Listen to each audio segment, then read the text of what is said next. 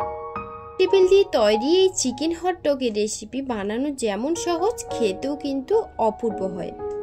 এই হটডগের রেসিপি ছোটদের ভীষণ পছন্দের, তার সাথে কিন্তু বড়দেরও খুব ভালো লাগবে যদি আমার রেসিপি ফলো করে করেন। এই হটডগের রেসিপি বানানো কিন্তু একেবারে সহজ, আর নানান ধরনের সবজি কিংবা চিকেন দিয়েও কিন্তু দুর্দান্ত লাগে। রেস্টুরেন্টে না গিয়ে একবার আমার রেসিপি ফলো করে বাড়িতে বানিয়ে দেখুন, ছোট থেকে বড় সবারই পছন্দ হবে। তো নমস্কার আমার প্রিয় দর্শক বন্ধুরা, আজকের আমি শেয়ার করছি হটডগের রেসিপি। চলুন কিভাবে বানাই রেসিপিটা একবার দেখে নিই। তাকে বলে রাখি, এখনো আমার চ্যানেলটিকে যারা যারা সাবস্ক্রাইব করেননি, এখনই আমার চ্যানেলটিকে সাবস্ক্রাইব করে নেওয়ার জন্য আপনাদের কাছে অনুরোধ রইল। রেসিপিটা বানানোর জন্য এখানে দেখুন আমি হটডগ বানস নিয়েছি, মানে পাউরুটি নিয়েছি 4 পিস। এখন আমি প্লাস্টিক থেকে আমি একটু কেটে বাদ দিয়ে তারপর আমি রুটিগুলোকে বের করে নেব। তো দেখুন প্রথমে একটু ছুরি দিয়ে রুটিটাকে আমি বের করে নিচ্ছি, মানে প্লাস্টিকটাকে কেটে তারপর আমি রুটিগুলোকে এই যে দেখুন বের করে নিচ্ছি। রুটিগুলো কিন্তু ভীষণ নরম আর খেতে কিন্তু ভীষণ ভালো হয়। তো দেখুন রুটিগুলো কতটা সফট, একদম সফট রুটি, এগুলো খেতে কিন্তু দারুণ লাগে। সব রুটিগুলো আমি একেবারে একটা প্লেটের মধ্যে নিয়ে নিয়েছি। এবার এই রুটিগুলোকে আমি প্রথমে একটু এক সাইডে রেখে দেব। তারপর এখানে আমি কিছু সবজি নিয়েছি, যেমন আদা রসুন, কাঁচা লঙ্কা, টমেটো আর ধনেপাতা। আর নিয়েছি বেশ কিছুটা পরিমাণে চিকেন, একদম ছোট ছোট টুকরো করে চিকেনগুলোকে আমি কেটে নিয়েছি আর খুব ভালো করে পরিষ্কার করে ধুয়েও নিয়েছি। চিকেনের মধ্যে লঙ্কার গুঁড়ো, লবণ, হলুদ, জিরের গুঁড়ো আর দিয়ে দেব 2 চামচ পরিমাণে আদা রসুনের পেস্ট। 2 চামচ পরিমাণে আদা রসুনের পেস্ট দেওয়ার পর আমি দিয়ে দেব 1 চা চামচ রেড ফুড কালার। এখানে কিন্তু আমার 2 চামচ পরিমাণে লেগেছিল। তো দেখুন আমি ফুড কালারটা দিয়ে দিলাম। এইটা দিলে কিন্তু চিকেনটা একদম লালচে কালার হবে, আর দেখতে কিন্তু ভালো লাগবে। আর ফুড কালারটা দেওয়ার পর চিকেনটা কিন্তু একদম লালচে হয়ে যাবে। আর এই রেসিপির নামটাই হয়েছে কিন্তু এই লালের জন্য। ফুড কালারটা দেওয়ার কারণে চিকেনগুলো একদম লালচে কালার হয়ে গেছে, তো তার জন্য কিন্তু রেসিপির নাম হটডগ। তো দেখুন সব কিছু খুব ভালো করে মিশিয়ে নেওয়ার পর চিকেনটা কিন্তু একদম ভালো করে ম্যারিনেট করা হয়ে গেছে। দেখুন একদম লালচে করে মেখে নিয়েছি। তো এখন আমি এই চিকেনটা কিছুক্ষণের জন্য রেখে দেব। আর এখানে আমি ফ্রাইং প্যানে বেশ কিছুটা পরিমাণে সাদা তেল দিয়ে দিলাম। তারপর তেলটা বেশ কিছুক্ষণ ধরে গরম করে নিয়েছি, আর গরম হয়ে গেলে আমি এটা দেওয়া হয়ে গেছে চিকেন। এবার দেখুন আমি খুব ভালো করে 5 থেকে 7 মিনিটের মতন চিকেনটাকে খুব ভালো করে একদম ভাজা ভাজা করে নেব। আর চিকেনটাও কিন্তু যেহেতু একদম চপ করা, তার জন্য কিন্তু খুব ভালো করে 5 থেকে 7 মিনিটের মধ্যেই কিন্তু চিকেনগুলো একদম সেদ্ধ হয়ে যাবে। তো দেখুন আমি মিডিয়াম টু লো ফ্লেমে চিকেনটাকে খুব ভালো করে সেদ্ধ করে ভেজে নেব। তো এই যে দেখুন নাড়াচাড়া করে খুব ভালো করে চিকেনটাকে আমি উল্টে পাল্টে ভেজে নিচ্ছি। আপনারা শেষ পর্যন্ত দেখতে থাকুন, আশা করব খুব ভালো লাগবে। আর এইভাবে এই রেসিপিটা একবার বাড়িতে বানিয়ে দেখবেন, খেতে কিন্তু দুর্দান্ত লাগে। তো দেখুন খুব ভালো করে চিকেন থেকে কিন্তু জল বেরোতে শুরু করেছে। নাড়াচাড়া করে খুব ভালো করে আমি চিকেনটাকে ভেজে নেব।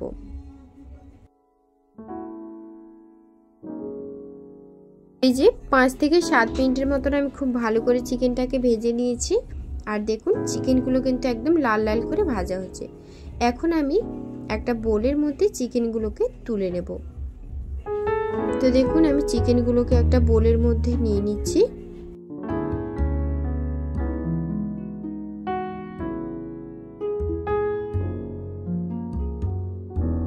চিকেনটাকে আমি নিয়ে নিয়েছি। এবার আমি ওই ফ্রাইং প্যানে আরও বেশ কিছুটা তেল দিয়ে তার মধ্যে আমি দিয়ে দেব বেশ কিছুটা পরিমাণে পেঁয়াজ কুচি, মানে 2টো পেঁয়াজ কুচি একদম ডুমো ডুমো করে কেটে রেখেছিলাম। তেলের মধ্যে পেঁয়াজটাকে দিয়ে দেব। আর দিয়ে দেব এখানে বেশ কিছুটা পরিমাণে, মানে 2টো টমেটো আমি চপ করে রেখেছিলাম, সেই টমেটোটাকে দিয়ে দেব। আর 6 থেকে 7টা কাঁচা লঙ্কা একদম কুচি কুচি করে কেটে রেখেছিলাম, সেটাকেও দিয়ে দিলাম। এখানে অবশ্য কিন্তু আপনারা ঝালের পরিমাণটা বুঝে দেবেন, তবে এই রেসিপিতে ঝালটা দিলে কিন্তু একটু বেশি ভালো। আমি সবকিছু একটু ভালো করে নাড়াচাড়া করে ভেজে নেব। তো দেখুন সবকিছু কিন্তু আমি 2 থেকে 3 মিনিটের মতো একটু ভালো করে নেড়ে চেড়ে ভেজে নিচ্ছি। তো এই যে সবকিছু খুব ভালো করে ভেজে নিচ্ছি। আর এখানে কিন্তু একটু টমেটোটা একটু গলিয়ে নেওয়ার জন্য আমি এখানে দিয়ে দেব লবণ। লবণটা দিলে কিন্তু টমেটো আর পেঁয়াজ দুটোই কিন্তু একদম ভালো করে নরম হয়ে যাবে আর তাড়াতাড়ি কিন্তু রান্নাটা হয়ে যাবে। তো লবণটা দেওয়ার পর আবারও একটু 2 থেকে 3 মিনিটের মতন সবকিছু একসাথে খুব ভালো করে নাড়াচাড়া করে ভেজে নেব। পেঁয়াজ আর টমেটো কিংবা কাঁচা লঙ্কা বেশি ভাজার প্রয়োজন নেই, হালকা নাড়াচাড়া করে ভেজে নিলেই হবে। এবার আমি এর মধ্যে দিয়ে দেব টমেটো সস আর 1 চামচ সয়া সস, আর দিয়ে দেব মানে 1 চিমটে মতন ভিনিগার। টকটক ভাব থাকবে, খেতেও কিন্তু ভালো লাগবে। আর 1 চামচের মতন আমি টমেটো সস দিয়েছি। সবকিছু দেওয়ার পর সবকিছু খুব ভালো করে আবার একটু নাড়াচাড়া করে ভেজে নিচ্ছি। আর দেখুন সবকিছু বেশ ভালো করে নাড়াচাড়া করে ভেজে নেওয়ার পর আমি এখানে দিয়ে দেব যে চিকেনটা আমি ভেজে রেখেছিলাম, সেই চিকেনটা আমি এর মধ্যে দিয়ে দিচ্ছি। কিছু তো দেওয়া হয়ে গেল। এবার আমি সবকিছু খুব ভালো করে একটু মিশিয়ে নেব। 2 মিনিটের মতন একটু দিয়ে চিকেনটাকে দিয়ে 2 মিনিটের মতন একটু ভালো করে মিশিয়ে নিচ্ছি। মিশিয়ে নেওয়ার পর এখানে কিন্তু আমার আর কিছুই লাগবে না। নাড়াচাড়া করে খুব ভালো করে মিশিয়ে নেওয়ার পর আমি পুরটাকে নামিয়ে নেব। তো দেখুন দেখতে কিন্তু ভীষণ সুন্দর লেগেছে। তো দেখুন সবকিছু খুব ভালো করে মিশিয়ে নিয়েছি। এবার আমি নামিয়ে নেব। এই রেসিপিটা একবার বাচ্চাদেরকে বানিয়ে দেবেন, খেতে বাচ্চাদের খুব ভালো লাগবে। তো দেখুন সবকিছু খুব ভালো করে মিশিয়ে নিয়েছি। তো এই যে রেসিপিটা কিন্তু আমার মানে রান্নাটা কিন্তু আমার একদম রেডি। এবার আমি তুলে নেব। আমি একটা বোলের মধ্যে আমি চিকেনের পুরটাকে নিয়ে নিচ্ছি। তো এই যে চিকেনটাকে আমি একটা বোলের মধ্যে নিয়ে নিয়েছি। আর এখানে আমি যেই রুটিগুলো রেখেছিলাম ওই রুটিগুলোকে আমি প্রথমে একটু মাঝ বরাবর কেটে নেব। এই যে দেখুন মাঝ বরাবর কেটে নেব। পুরোটা কিন্তু আমি কাটবো না, ঠিক এইভাবে কেটে কিন্তু আমি কেটে নিচ্ছি। 2 দিক কিন্তু একটু রেখেছি জায়গা, তারপর আমি মাঝ বরাবর কেটে নিয়েছি। আর এমনভাবে কাটতে হবে যাতে পেছনের দিকটাও যেন কেটে না যায়। তো দেখুন একটা কাটা হয়ে গেল। বাদ বাকি যেগুলো আছে সেগুলোকে আমি সেম ভাবে কেটে নিচ্ছি। দেখুন ঠিক এইভাবে কিছুটা গ্যাপ রেখে তারপর আমি কেটে নিচ্ছি। এই যে দেখুন যে সবগুলো তো কাটা হয়ে গেল। এবার আমি এখানে 7 টাকার দামে 2টো বাটার নিয়েছি। একটা বাটার এখানে মানে রুটির মধ্যে দেবো আর একটা সেকবো, মানে রুটিটাকে সেকে নেব। তো দেখুন আমি কিছুটা পরিমাণে বাটার নিয়ে আমি রুটির মধ্যে লাগিয়ে নিচ্ছি, মানে ভেতরের অংশটা যেটা কেটেছিলাম আমি রুটির মধ্যে লাগিয়ে নিচ্ছি। তো দেখুন এই যে আমি লাগিয়ে নিচ্ছি। অল্প অল্প করে কিন্তু লাগাতে হবে, বেশি দেওয়ার প্রয়োজন নেই। এই যে আমি লাগিয়ে নিলাম। সেম পদ্ধতিতে বাদ বাকি যে 3টে রুটি আছে সেটাকেও আমি একইভাবে লাগিয়ে নেব। আর এই 7 টাকার বাটার দিয়ে কিন্তু আমার পুরোটাই মানে 4টে রুটি কিন্তু একদম ভালোভাবে হয়ে যাবে। তো এই যে দেখুন সবগুলো কিন্তু আমি রেডি করে নিচ্ছি। আমি আমার মাপ অনুযায়ী দিলাম, আপনারা কিন্তু আপনাদের পরিমাণ অনুযায়ী মানে মাখনটা যদি বেশি খেতে চান তাহলে বেশি দিতে পারেন, কিংবা কম রাখতে চাইলে কমটা দিতে পারেন। তবে কিন্তু মাখনটা অবশ্যই এখানে দেবেন, তাহলে খেতে ভালো লাগবে। তো এই যে দেখুন সবকিছু দেওয়া হয়ে গেলে চিকেনটা আমি যেটা রেডি করে রেখেছিলাম পুরের মানে চিকেনের পুরটা, সেটা আমি রুটির মাঝখানে আমি দিয়ে দেব। একদম ভর্তি ভর্তি করে দিতে পারেন কিংবা নাও দিতে পারেন, তবে ভর্তি ভর্তি করে দিলে খেতে ভালো লাগবে। তো দেখুন আমি সবটা আমি কিন্তু দিয়ে দিলাম। দেওয়ার পর একটা কিন্তু আমার রেডি হয়ে গেল। আর বাদ বাকি দেখুন দেখতে কিন্তু ভীষণই ভালো লেগেছে। সেম পদ্ধতিতে বাদ বাকি যেগুলো আছে ওগুলোকেও আমি একইভাবে পুরগুলো আমি রুটির মধ্যে ভরে নেব। আপনারা দেখতে থাকুন। আর রেসিপি যদি ভালো লেগে থাকে তাহলে অবশ্যই আমার চ্যানেলটিকে সাবস্ক্রাইব করে রাখবেন।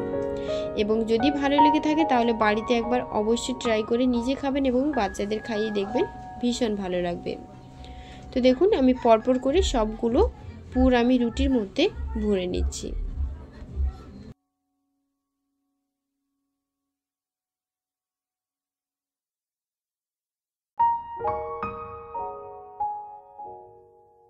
বন্ধুরা দেখুন আমার সবটা কিন্তু রেডি হয়ে গেছে, মানে 4টে রুটি কিন্তু আমার একদম রেডি হয়ে গেছে।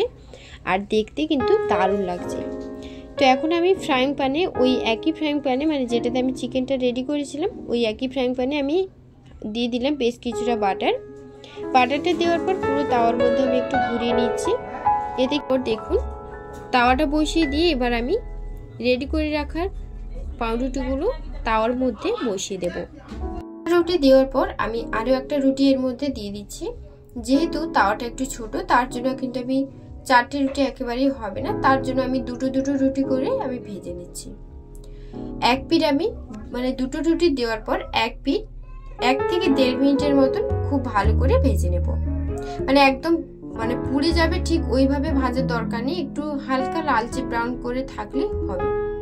তো দেখুন এক পিঠ কিন্তু ভাজা হয়ে গেলে আমি হাত দিয়ে একটু স্প্রেস করে দিচ্ছি, যাতে রুটিটা একটু ভালোভাবে ভাজা হয়ে যায়, মানে এক পিঠ ভাজা হয়ে যায়। তো দেখুন এক পিঠ হয়ে গেলে আমি আর এক পিঠ একইভাবে উল্টে দেব। এই যে দেখুন 2 পিঠ উল্টে দিলাম দুটো রুটি। আর এখন একটু খুন্তি দিয়ে একটু স্প্রেস করে করে রুটিগুলোকে খুব ভালো করে ভেজে নিচ্ছি। তো দেখুন রুটিগুলোকে খুব ভালো করে ওই একইভাবে 1 থেকে 1.5 মিনিটের মধ্যে কিন্তু আমি রুটিগুলোকে ভেজে নিচ্ছি।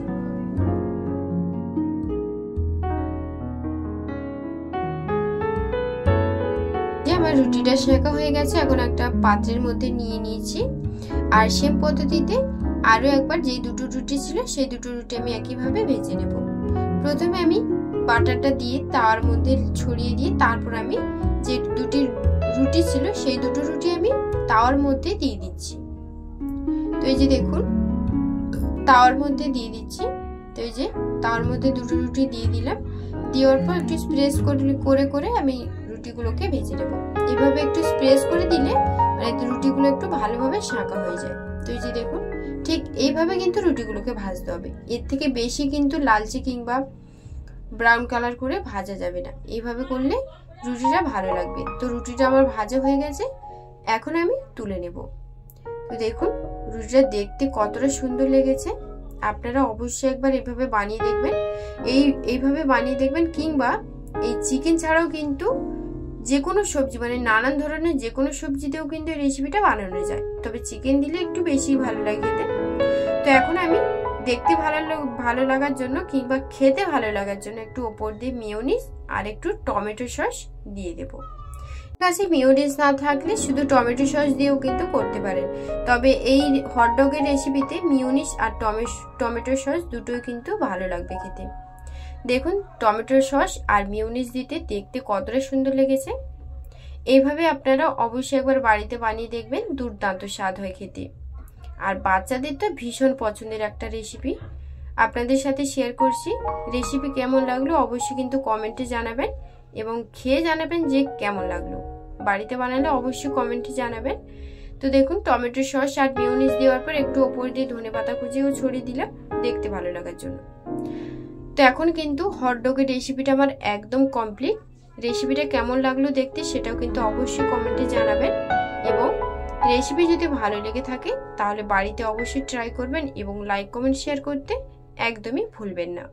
এবং পরবর্তী ভিডিওগুলো খুব সহজে দেখার জন্য মলি কিচেন চ্যানেলটিকে সাবস্ক্রাইব করে রাখবেন। সবাই ভালো থাকবেন, সুস্থ থাকবেন। সবাইকে ধন্যবাদ জানিয়ে আজকের ভিডিওটি এই পর্যন্ত। আবার আসবো আপনাদের পছন্দের কোনো নতুন একটা রেসিপি নিয়ে। ততক্ষণ আপনারা সবাই ভালো থাকবেন, সুস্থ থাকবেন। ধন্যবাদ।